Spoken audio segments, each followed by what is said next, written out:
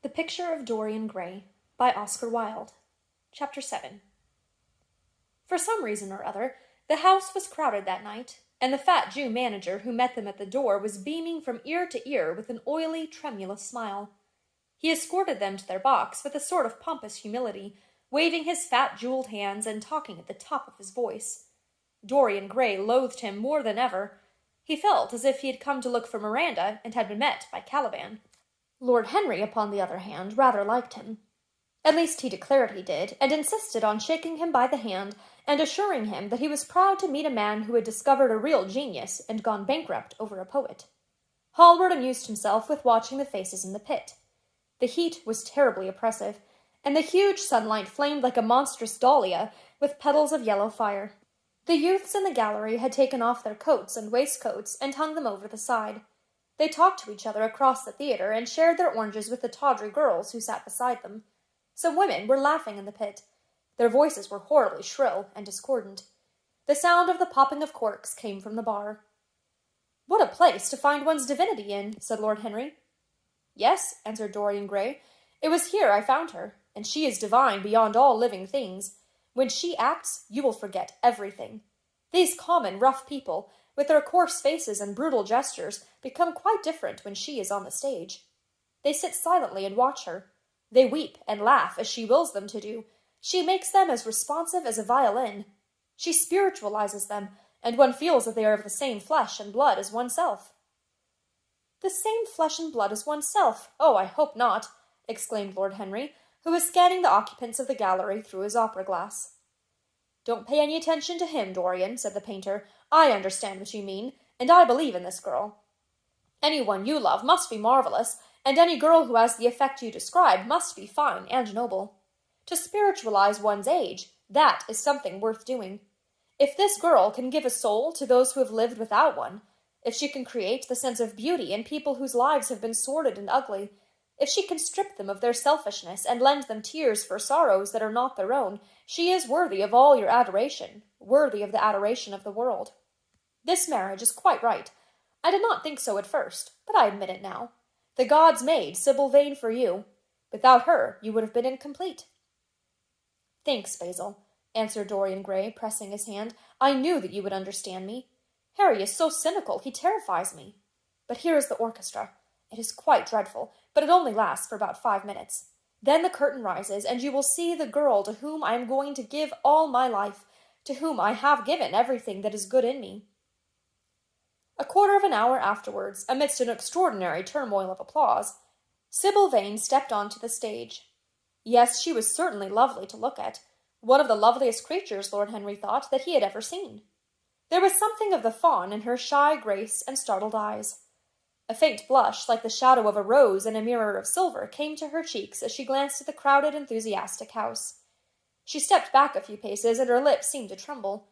Basil Hallward leaped to his feet and began to applaud. Motionless, and as one in a dream, sat Dorian Gray, gazing at her. Lord Henry peered through his glasses, murmuring, "Charming, charming." The scene was the hall of Capulet's house, and Romeo in his pilgrim's dress had entered with Mercutio and his other friends. The band, such as it was, struck up a few bars of music, and the dance began.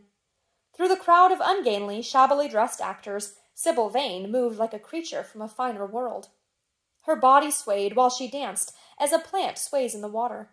The curves of her throat were the curves of a white lily. Her hands seemed to be made of cool ivory. Yet she was curiously listless. She showed no sign of joy when her eyes rested on Romeo. The few words she had to speak— "Good pilgrim, you do wrong your hand too much, which mannerly devotion shows in this. For saints have hands that pilgrims' hands do touch, and palm to palm is holy Palmer's kiss." With the brief dialogue that follows, were spoken in a thoroughly artificial manner. The voice was exquisite, but from the point of view of tone it was absolutely false. It was wrong in color. It took away all the life from the verse. It made the passion unreal. Dorian Gray grew pale as he watched her. He was puzzled and anxious. Neither of his friends dared to say anything to him. She seemed to them to be absolutely incompetent. They were horribly disappointed. Yet they felt that the true test of any Juliet is the balcony scene of the second act. They waited for that. If she failed there was nothing in her. She looked charming as she came out in the moonlight, That could not be denied. But the staginess of her acting was unbearable, and grew worse as she went on. Her gestures became absurdly artificial. She overemphasized everything that she had to say. The beautiful passage, "Thou knowest the mask of night is on my face, else would a maiden blush bepaint my cheek, for that which thou hast heard me speak tonight," was declaimed with the painful precision of a schoolgirl who has been taught to recite by some second-rate professor of education. When she leaned over the balcony and came to those wonderful lines, "Although I joy in thee, I have no joy of this contract tonight. It is too rash, too unadvised, too sudden, too like the lightning which doth cease to be, ere one can say it lightens. Sweet good night. This bud of love by summer's ripening breath may prove a beauteous flower when next we meet." She spoke the words as though they conveyed no meaning to her. It was not nervousness. Indeed, so far from being nervous, she was absolutely self-contained. It was simply bad art. She was a complete failure. Even the common uneducated audience of the pit and gallery lost their interest in the play. They got restless and began to talk loudly and to whistle. The Jew manager, who was standing at the back of the dress circle, stamped and swore with rage. The only person unmoved was the girl herself. When the second act was over, there came a storm of hisses, and Lord Henry got up from his chair and put on his coat. "She is quite beautiful, Dorian," he said, "but she can't act. Let us go." "I am going to see the play through," answered the lad, in a hard, bitter voice. "I am awfully sorry that I have made you waste an evening, Harry. I apologize to you both."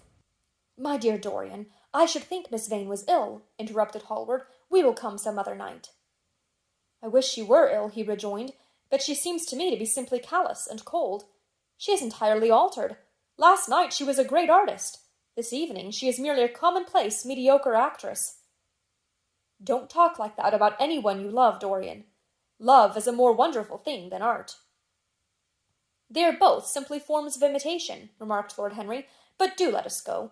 Dorian, you must not stay here any longer. It is not good for one's morals to see bad acting. Besides, I don't suppose you will want your wife to act, so what does it matter if she plays Juliet like a wooden doll? She's very lovely, and if she knows as little about life as she does about acting, she will be a delightful experience. There are only two kinds of people who are really fascinating: people who know absolutely everything, and people who know absolutely nothing. Good heavens, my dear boy, don't look so tragic. The secret of remaining young is never to have an emotion that is unbecoming. Come to the club, with Basil and myself. We will smoke cigarettes and drink to the beauty of Sybil Vane. She is beautiful. What more can you want?" "Go away, Harry," cried the lad. "I want to be alone. Basil, you must go. Ah, can't you see that my heart is breaking?" The hot tears came to his eyes. His lips trembled, and rushing to the back of the box, he leaned up against the wall, hiding his face in his hands. "Let us go, Basil," said Lord Henry, with a strange tenderness in his voice, and the two young men passed out together. A few moments afterwards the footlights flared up, and the curtain rose on the third act. Dorian Gray went back to his seat. He looked pale and proud and indifferent. The play dragged on and seemed interminable. Half of the audience went out, tramping in heavy boots and laughing. The whole thing was a fiasco. The last act was played to almost empty benches. The curtain went down on a titter and some groans. As soon as it was over, Dorian Gray rushed behind the scenes into the green room. The girl was standing there alone, with a look of triumph on her face.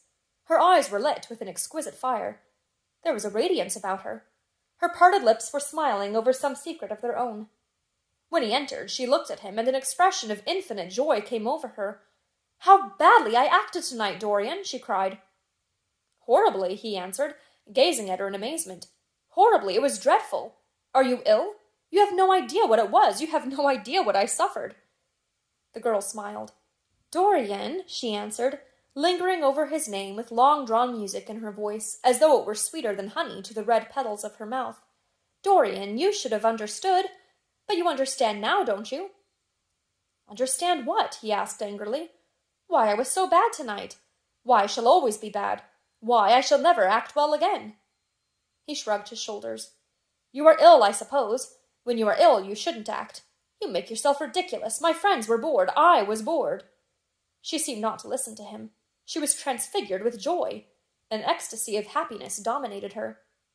"Dorian, Dorian," she cried, "before I knew you, acting was the one reality of my life. It was only in the theater that I lived. I thought that it was all true. I was Rosalind one night and Portia the other. The joy of Beatrice was my joy, and the sorrows of Cordelia were mine also. I believed in everything. The common people who acted with me seemed to me to be godlike. The painted scenes were my world. I knew nothing but shadows, and I thought them real. You came, oh, my beautiful love, and you freed my soul from prison. You taught me what reality really is. Tonight, for the first time in my life, I saw through the hollowness, the sham, the silliness of the empty pageant in which I had always played. Tonight, for the first time, I became conscious that the Romeo was hideous and old and painted, that the moonlight in the orchard was false, that the scenery was vulgar, and that the words I had to speak were unreal, were not my words, were not what I wanted to say. You had brought me something higher, something of which all art is but a reflection. You had made me understand what love really is. My love, Prince Charming, Prince of Life, I've grown sick of shadows.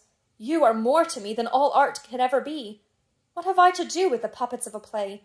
When I came on tonight, I could not understand how it was that everything had gone from me. I thought that I was going to be wonderful. I found that I could do nothing. Suddenly it dawned on my soul what it all meant. The knowledge was exquisite to me. I heard them hissing, and I smiled. What could they know of love such as ours? Take me away, Dorian, take me away with you, where we can be quite alone. I hate the stage. I might mimic a passion that I do not feel, but I cannot mimic one that burns me like fire. Oh, Dorian, Dorian, you understand now what it signifies? Even if I could do it, it would be profanation for me to play at being in love. You have made me see that. He flung himself down on a sofa and turned away his face. You have killed my love, he muttered. She looked at him in wonder and laughed. He made no answer. She came across to him and with her little fingers stroked his hair. She knelt down and pressed his hands to her lips. He drew them away, and a shudder ran through him. Then he leaped up and went to the door. Yes, he cried, you have killed my love. You used to stir my imagination. Now you don't even stir my curiosity. You simply produce no effect. I loved you because you were marvelous, because you had genius and intellect, because you realized the dreams of great poets and gave shape and substance to the shadows of art. You have thrown it all away. You are shallow and stupid. My God, how mad I was to love you! What a fool I have been! You are nothing to me now. I will never see you again. I will never think of you. I will never mention your name. You don't know what you were to me once. Why, once? Oh, I can't bear to think of it. I wish I had never laid eyes upon you. You have spoiled the romance of my life. How little you can know of love if you say it mars your art. Without your art, you are nothing. I would have made you famous, splendid, magnificent. The world would have worshipped you, and you would have borne my name. What are you now? A third-rate actress, with a pretty face.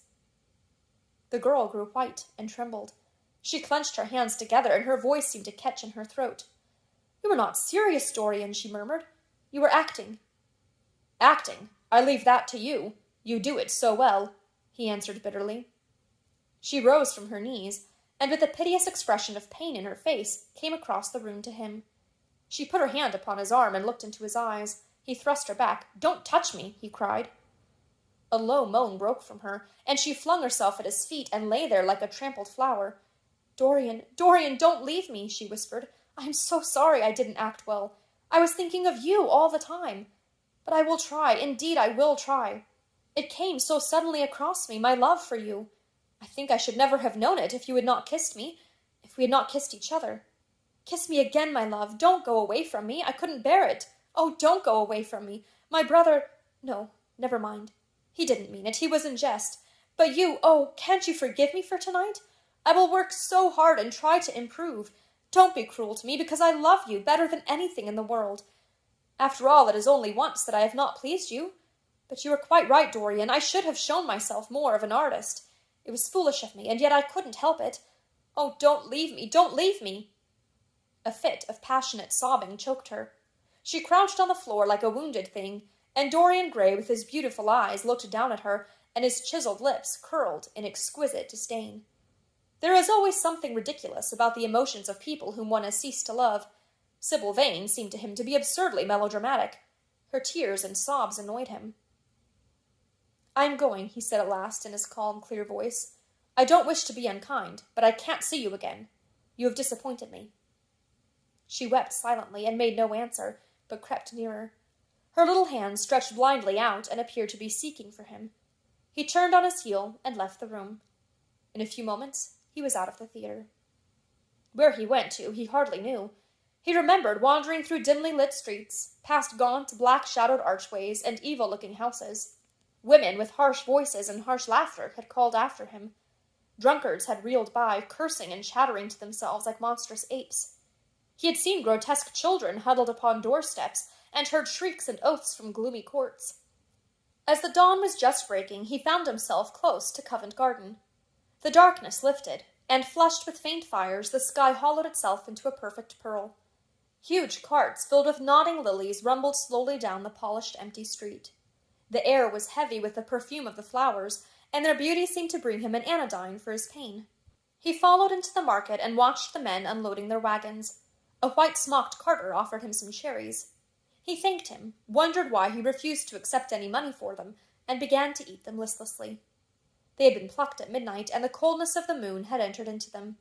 A long line of boys carrying crates of striped tulips and of yellow and red roses defiled in front of him, threading their way through the huge jade-green piles of vegetables.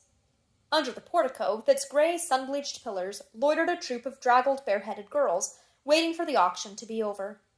Others crowded round the swinging doors of the coffee-house and the piazza. The heavy cart-horses slipped and stamped upon the rough stones, shaking their bells and trappings. Some of the drivers were lying asleep on a pile of sacks.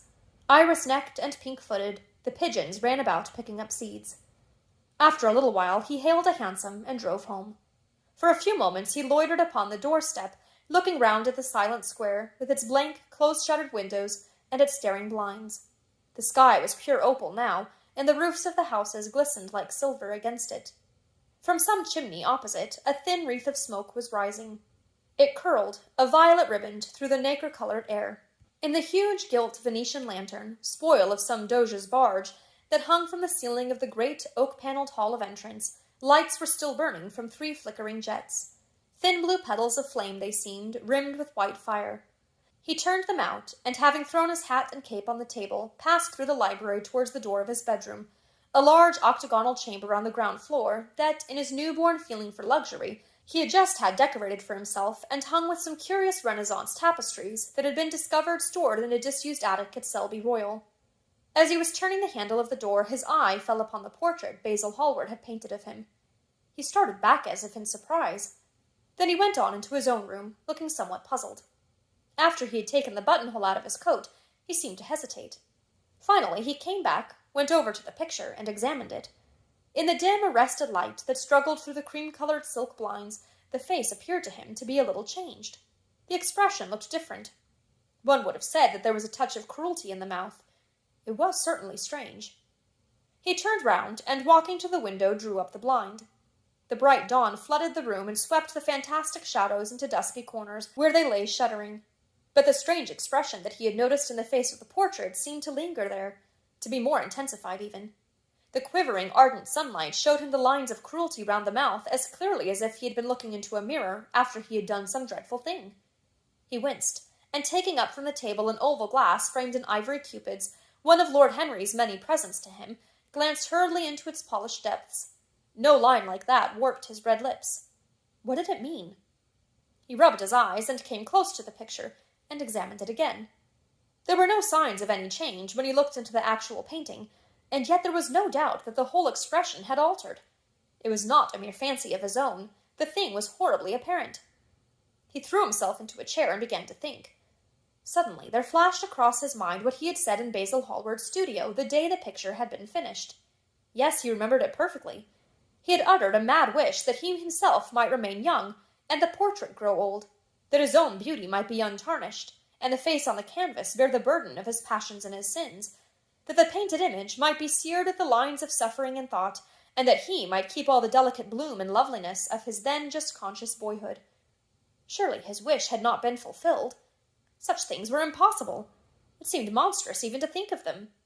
And yet, there was the picture before him, with the touch of cruelty in the mouth. Cruelty? Had he been cruel? It was the girl's fault, not his. He had dreamed of her as a great artist, had given his love to her because he had thought her great. Then she had disappointed him. She had been shallow and unworthy. And yet a feeling of infinite regret came over him as he thought of her lying at his feet, sobbing like a little child. He remembered with what callousness he had watched her. Why had he been made like that? Why had such a soul been given to him? But he had suffered also. During the 3 terrible hours that the play had lasted, he had lived centuries of pain, eon upon eon of torture. His life was well worth hers. She had marred him for a moment, if he had wounded her for an age. Besides, women were better suited to bear sorrow than men. They lived on their emotions. They only thought of their emotions. When they took lovers, it was merely to have someone with whom they would have scenes. Lord Henry had told him that, and Lord Henry knew what women were. Why should he trouble about Sybil Vane? She was nothing to him now. But the picture? What was he to say of that? It held the secret of his life, and told his story. It had taught him to love his own beauty. Would it teach him to loathe his own soul? Would he ever look at it again? No, it was merely an illusion wrought on the troubled senses. The horrible night that he had passed had left phantoms behind it. Surely there had fallen upon his brain that tiny scarlet speck that makes men mad. The picture had not changed. It was folly to think so. Yet it was watching him, with its beautiful marred face and its cruel smile. Its bright hair gleamed in the early sunlight. Its blue eyes met his own. A sense of infinite pity, not for himself, but for the painted image of himself, came over him. It had altered already, and would alter more. Its gold would wither into gray. Its red and white roses would die. For every sin that he committed, a stain would fleck and wreck its fairness. But he would not sin. The picture, changed or unchanged, would be to him the visible emblem of conscience. He would resist temptation. He would not see Lord Henry any more, would not, at any rate, listen to those subtle, poisonous theories that in Basil Hallward's garden had first stirred within him the passion for impossible things. He would go back to Sybil Vane, make her amends, marry her, try to love her again. Yes, it was his duty to do so. She must have suffered more than he had. Poor child, he had been selfish and cruel to her. The fascination that she had exercised over him would return. They would be happy together. His life with her would be beautiful and pure. He got up from his chair and drew a large screen right in front of the portrait, shuddering as he glanced at it. How horrible, he murmured to himself, and he walked across to the window and opened it. When he stepped out onto the grass, he drew a deep breath. The fresh morning air seemed to drive away all his somber passions. He thought only of Sybil. A faint echo of his love came back to him. He repeated her name over and over again. The birds that were singing in the dew-drenched garden seemed to be telling the flowers about her.